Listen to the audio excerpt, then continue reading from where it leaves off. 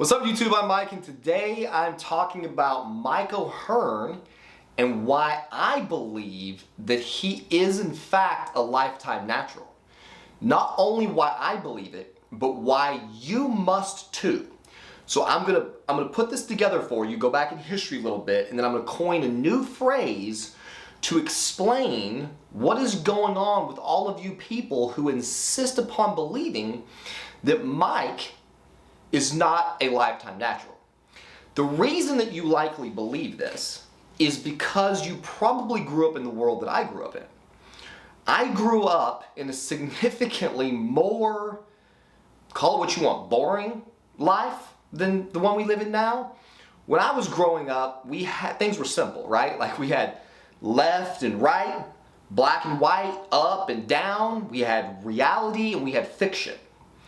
And then somewhere things changed and we stopped living in this binary world. Like that's what we continuously are told, right? That gender's not binary, that sexuality is fluid, that everything seems to exist on a spectrum, right?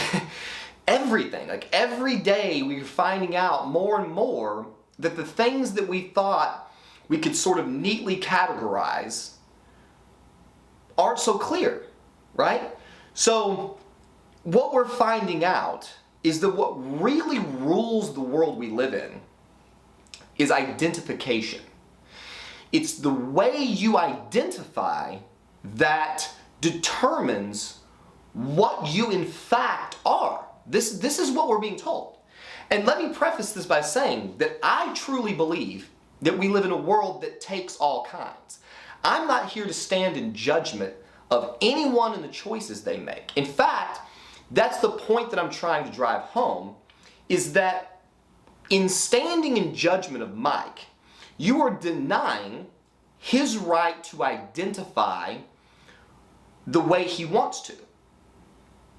So we live in a world where a person can be born a man and they can just choose to become a woman, whether through physical surgeries and hormones that physically change their exterior bodies, or without the use of that. They can just say, no, I actually am a woman, and we are expected to participate in this view of themselves. In fact, it can be considered offensive if you refuse to use this person's chosen pronouns. So in the world that I grew up in, that would be confusing, right? So there was like reality and then what we call delusion or whatever, and then we've learned that that's not really a fair way to live. That the way a person feels inside is more important than their physical anatomy. It's more important than their chromosomes. And so this is the world that we now live in. And so, in keeping with that fact, it is only fair to apply the same type of logic to Mike O'Hearn, excuse me. So when Mike says that he's a lifetime natural, you must believe him. You no longer have a choice in the matter. Mike very clearly identifies as Natty.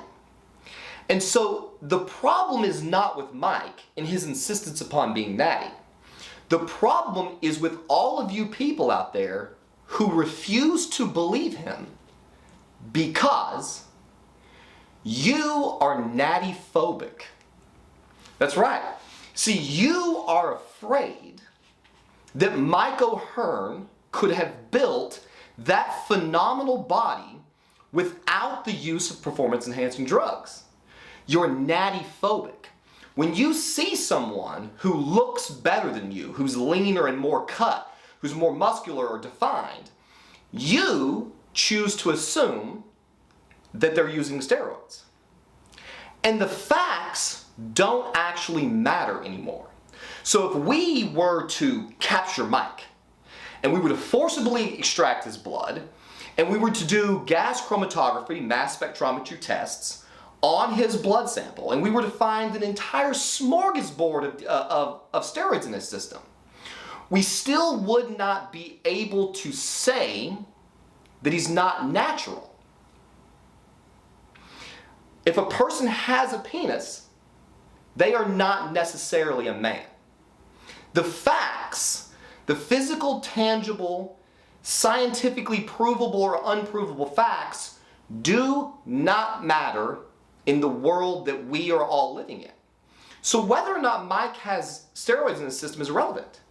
He is in fact, and always will be, a lifetime natural because that's the way he identifies. And anyone who says otherwise is nattyphobic. And so at this point in history, we can bring the natty or not debate to a halt. It makes no sense anymore. And I'm even going to argue that it's really, truly detrimental to all of these athletes that I think we enjoy, that we love, that we like following their careers. You know, Derek's Natty or Not videos are great. I watch them all of the time. I enjoy his commentary. I enjoy looking at all the evidence and seeing what he thinks this person might be on.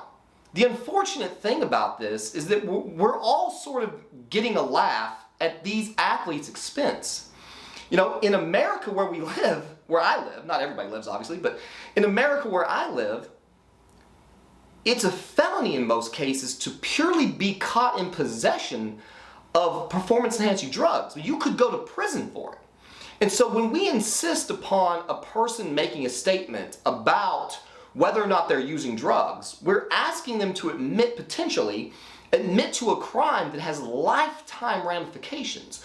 We do not know anything about these people's personal lives. For all we know, this person has an ex-wife or a baby mama who's just chomping at the bit for them to admit to something that she could use against them in court.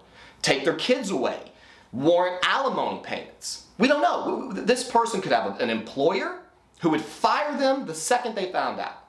There are so many things, so many factors that could be going on in a person's private life behind the scenes that would make it absolutely unthinkable for them to talk to complete strangers on the internet about what drugs they may or not be using. Like, why would they do that?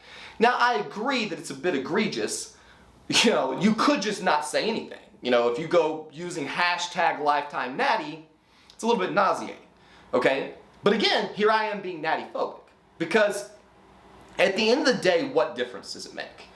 We live in a culture, we live in this cancel culture where the things that you say can have really true and lasting negative effects.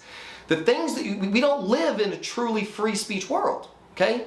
And so you have to take that into consideration when you are expecting someone to make these statements about their personal life when they have nothing to gain from it. I hope that in the near future the pendulum will swing back the other way and that we will all as a people understand that it does in fact take all types, right? There's no reason to stand in judgment of a person for the decisions that they choose to make with their own personal bodies. And PEDs are no different in my mind than gender reassignment surgery, than breast implants for a woman, or lip injections, or all of the things that people choose to do to enhance the way they feel about themselves. They should be free to do those things without judgment. So please, let's just end the debate. It does a complete disservice to everyone involved, and it's really just at the end of the day not worth the laughs. Hopefully, again in the near future, we will realize that this cancel culture is destroying our species. That the only way we can ever really, truly understand each other's differences, what makes each person tick, is by being free to disagree. Hatred sometimes is necessary to true discourse. A person should be free to express their opinions without having their lives destroyed, and they should be free to pursue their interests, to pursue their dreams without having their lives destroyed. So, please, at the end of the day, don't be nattyphobic. It's incredibly unbecoming of us all. Let's let these guys do what they do and enjoy what they do. Hopefully you enjoyed this video, and we'll see you on the next one.